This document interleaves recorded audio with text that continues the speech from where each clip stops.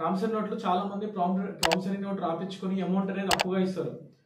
So ఆ amount కూడా ఎలా అంటే 1 ఇయర్కి ఇచ్చేటట్లు ఎవ్రీ మంత్ ఇంట్రెస్ట్ పే చేసేలాగా ఒక కండిషన్ మీద ఓవరాల్గా, అది కూడా రిటర్న్గా కాదు, ఒక ఓవరాల్గా అనుకొని ఒక ప్రామిసరీ నోట్తో కంటిన్యూషన్ చేస్తారు. అది అమౌంట్ అనేది ఇచ్చిపుచ్చుకుంటారు, బాగానే ఉంటుంది.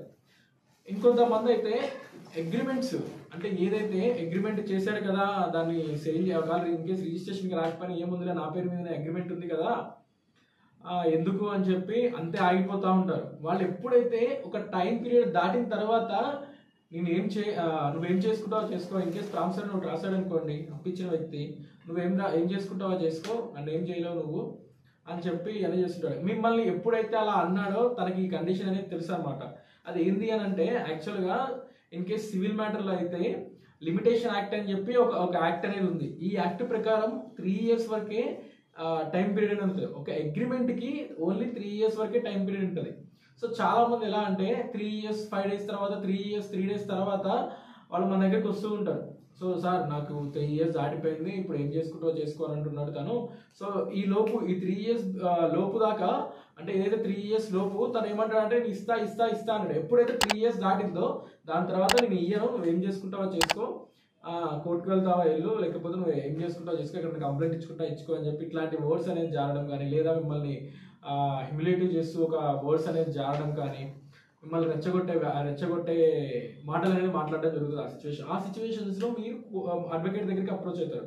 సో మన దగ్గరికి వచ్చిన చాలా కేసెస్లో ఎలా వస్తారు అని అంటే, సార్ నా దగ్గర పైసలు తీసుకున్నాడు, ప్రామిసరీ నోట్ రాసి ఇందులో 3 years వరకే టైం, 3 years దాటి ఎన్ని రోజులు చూడండి 3 years దాటిపోయి ఉంటుంది. సో అబౌవ్ 3 years దాటిపోయింది అని అంటే దాన్ని ఏమీ చేయలేము అనమాట.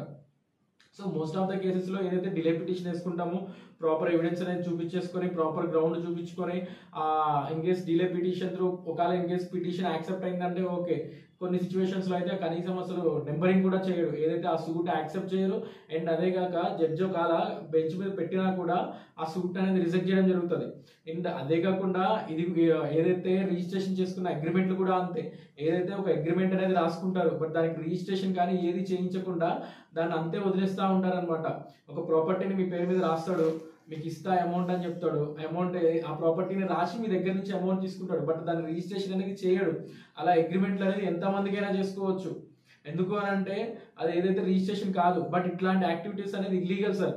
బట్ ఏదైతే మీరు ఇన్ కేస్ 3 years లోపు ఒక టైం పీరియడ్ పెట్టుకొని ఆ టైం పీరియడ్ లోపు తను ఇవ్వకపోతే మీరు కంపల్సరీ కోర్టుని అప్రోచ్ అవ్వడం బెటర్ సార్. ఎందుకు అని అంటే 3 years దాటింది అని అంటే తర్వాత మీరు ఏమీ చేయలేరు, ఆ ప్రాపర్టీ మీకు రాదు, మీరు ఏం చేద్దామన్నా కష్టమే. ఇన్ కేస్ క్రిమినల్ మ్యాటర్లోకి వస్తే సిఆర్పిసి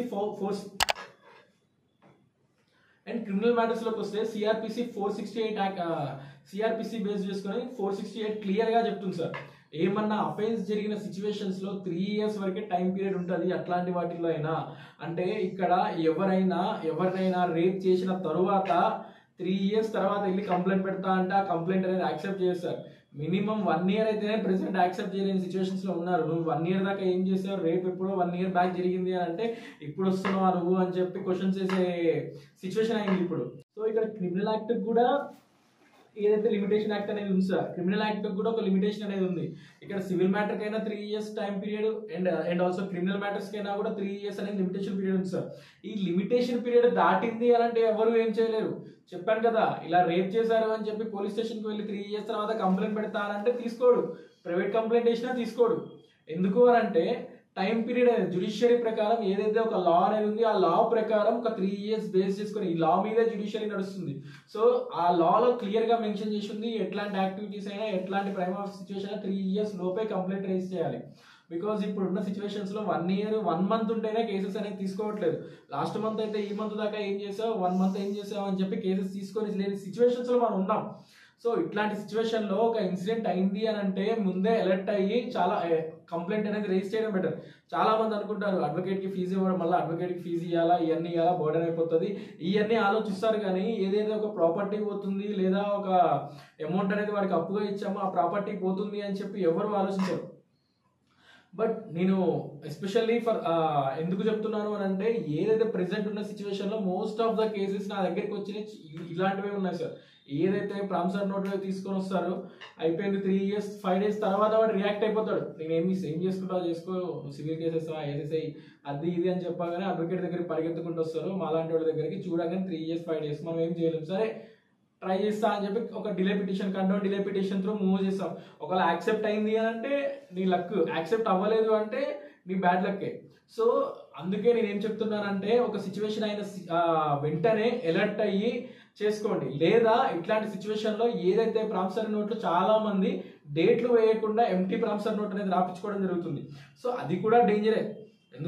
ఎందుకు అని అంటే ఏదైనా మీ ఇద్దరి మధ్య ఏమైనా ట్రాన్సాక్షన్ అయింది అనుకోండి, నార్మల్ ట్రాన్సాక్షన్, ఆ సర్టెన్ అమౌంట్ అనేది మీరు ప్రామిసరీ నోట్ మీద యాడ్ చేసి మీరు కోర్టులో ఫైల్ చేశారనుకోండి, ఏదైతే మీ మధ్య ఏమైనా ట్రాన్సాక్షన్ అయినా బ్యాంకింగ్ ట్రాన్సాక్షన్ చూపించి ఆల్రెడీ నేను ఇచ్చేసాను అమౌంట్, ఇది ఎప్పటిదో నాకు ఒక ప్రామిసరీ నోటు ఆపాడు అని చెప్పి ఒక ఫేక్ ఎవిడెన్స్ కానీ ఫేక్ ఎలిగేషన్ కానీ ఒకటి చేసేసిన తర్వాత ఇది కోర్టు చుట్టూ తిరగాల్సి వస్తుంది ఇలాంటి సిచ్యువేషన్స్లో. ఏంటి అదే కాకుండా ఏదైతే ఈ సిగ్నేచర్ పెడతామో ఎంటీ ప్రామిసరీ నోట్ మీద సిగ్నేచర్ పెట్టినప్పుడు దాని తర్వాత ఎంటీ ప్రామిసరీ నోట్ కదా అని చెప్పి మీరు ఎప్పుడైతే కేసు ఫైల్ చేస్తున్న సిచ్యువేషన్లో ఆ ప్రామిసరీ నోట్ని ఫిల్ చేసి కోర్టులో ఫైల్ చేస్తారు చాలా మంది.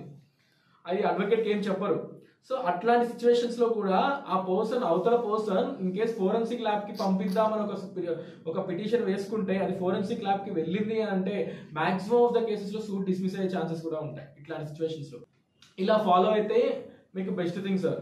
లేదు అని అంటే మీరు చాలా లాస్ అయిపోతారు. And for more videos follow Kitsa Venkat. Thank you.